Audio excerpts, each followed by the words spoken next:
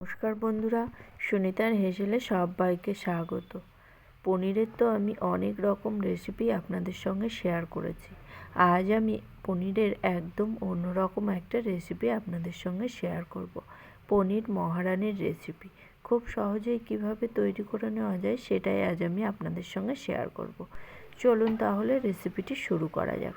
এখানে দেখুন আমি পনির মহারানি তৈরি করার জন্য এখানে আমি পনির নিয়েছি। এখানে 400 গ্রামের মতো পনির আছে।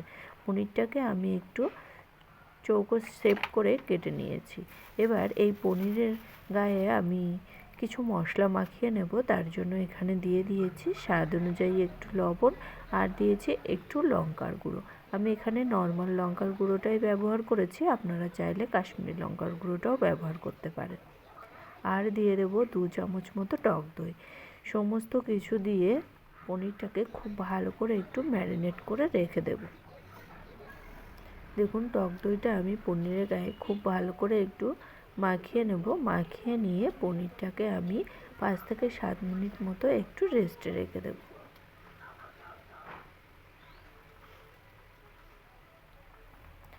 পনিরটা রেস্টে থাক, এর মধ্যে আমি একটা ভাজা মশলা তৈরি করে নেব। তার জন্য এখানে আমি কড়াইতে দিয়ে দিয়েছি সামান্য একটু গোটা গরম মশলা, আর দিয়েছি 1 চামচ গোটা জিরে, 1 চামচ গোটা ধনে, আর দিয়ে দেবো 1 চামচ মৌরি। সমস্ত কিছু একটু নেড়ে নেব। এই মশলাটা একটু ভাজা হয়ে এলে এর মধ্যে আমি দিয়ে দেব কিছুটা পরিমাণে কাসুরি মেথি। কাসুরি মেথিটা দিয়েও আমি সামান্য একটু নাড়াচাড়া করে মশলাটাকে আমি নামিয়ে নেব। ঠান্ডা হয়ে গেলে মশলাটার আমি একটা পাউডার তৈরি করে নেব। এবার ওই একই কড়াইতে আমি দিয়ে দিয়েছি পরিমাণ মতো একটু সাদা তেল পনিরগুলো ফ্রাই করার জন্য।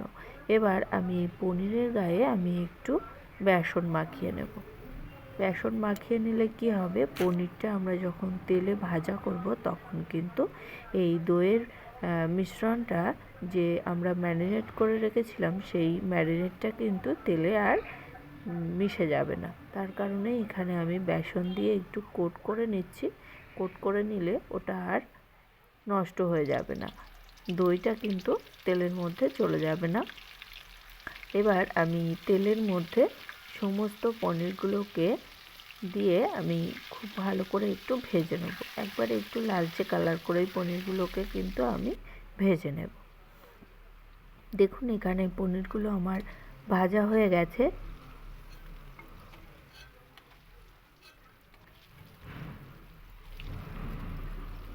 এই একই রকমভাবেই আমি সমস্ত পনিরগুলোকে ভাজা করে নিয়েছি। এবার আমি একটা মশলা তৈরি করে নেব। দেখুন আমি যে মশলাটা ফ্রাই করে রেখেছিলাম সেই মশলাটা আমি একটু পাউডার তৈরি করে নিয়েছি। এবার ওই একই মিক্সার গ্রাইন্ডারের মধ্যে আমি একটা মশলা তৈরি করে নেব। তার জন্য এখানে দিয়ে দিয়েছি একটা বড় সাইজের টমেটো, দিয়ে দেবো সামান্য একটু আদা, আর দিয়ে দেবো স্বাদ অনুযায়ী একটু কাঁচা লঙ্কা। ঝালটা আপনারা আপনাদের স্বাদ অনুযায়ী ব্যবহার করবেন। সমস্ত কিছুর আমি একটা মিহি পেস্ট তৈরি করে নেব। দেখুন এখানে আমার পেস্ট তৈরি হয়ে গেছে। এবার আমি কড়াই থেকে কিছুটা পরিমাণ তেল নামিয়ে নিয়ে বাকি তেলের মধ্যে আমি দিয়ে দিয়েছি 1/2 চামচ মতো গোটা জিরে ফোড়ন, আর দিয়েছি সামান্য একটু হিং।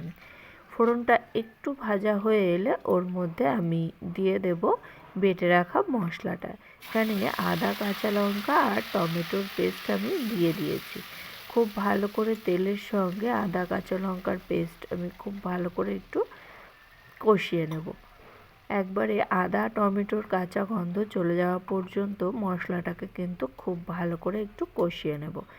মশলাটা কষানো হোক, তার মধ্যে আমি আর একটা মশলা তৈরি করে নেব। এখানে আমি কিছুটা পরিমাণ আমন্ড আর কয়েকটা কাজু বাদাম ভিজিয়ে রেখেছিলাম, সেটার আমি একটা মিহি পেস্ট তৈরি করে নেব। এবার দেখুন এদিকে আমার আদা কাঁচা লঙ্কা টমেটো পেস্ট কিন্তু খুব ভালো করে কষানো হয়ে গেছে। এবার এর মধ্যে আমি দিয়ে দেব ভেজে রাখা মশলা, যেটা আমি পাউডার করে নিয়েছি সেটা আমি এখানে 1 চামচ দিয়ে দিয়েছি। এই মশলাটা দিয়েও আমি 2-1 মিনিট একটু নাড়িয়ে নিয়েই এর মধ্যে দিয়ে দেব কাজু আর আমন্ডের পেস্ট। খুব ভালো করে আবারও একটু মিশিয়ে নেব। মিশিয়ে নিয়ে সামান্য একটু জল দিয়ে দেব মশলার বাটি ধোয়া। খুব ভালো করে এবার মশলাটাকে আমি আবারও মিশিয়ে নিয়ে এর মধ্যে এবার আমি দিয়ে দেব স্বাদ অনুযায়ী একটু লবণ আর দিয়ে দেব 1 চামচ মতো চিনি। যেহেতু নিরামিষ রান্না সেই কারণেই আমি এখানে চিনির ব্যবহার করছি। যে কোনো নিরামিষ রান্নাতে একটু চিনির ব্যবহার করলে টেস্টটা খুব ভালো আসে। এবার আমি মশলাটাকে কিন্তু খুব ভালো করে একটু কষিয়ে নিয়েছি। দেখুন মশলা থেকে কিন্তু খুব সুন্দর তেলটা ছেড়ে গেছে। এবার এর মধ্যে আমি দিয়ে দেব 1 কাপ পরিমাণে গরম জল। জলটা দিয়ে খুব ভালো করে মশলার সঙ্গে ঝোলটাকে খুব ভালো করে একটু ফুটিয়ে নেব। ঝোলটা যখন খুব ভালো করে ফুটে যাবে তখন আমি এর মধ্যে দিয়ে দেব ভেজে রাখা পনিরগুলো দিয়ে খুব ভালো করে আবারও একটু মিশিয়ে নেব। আমাদের পনির মহারানি কিন্তু একদম রেডি হয়ে গেছে। এবার এর মধ্যে আমি দিয়ে দেব ভেজে রাখা মশলা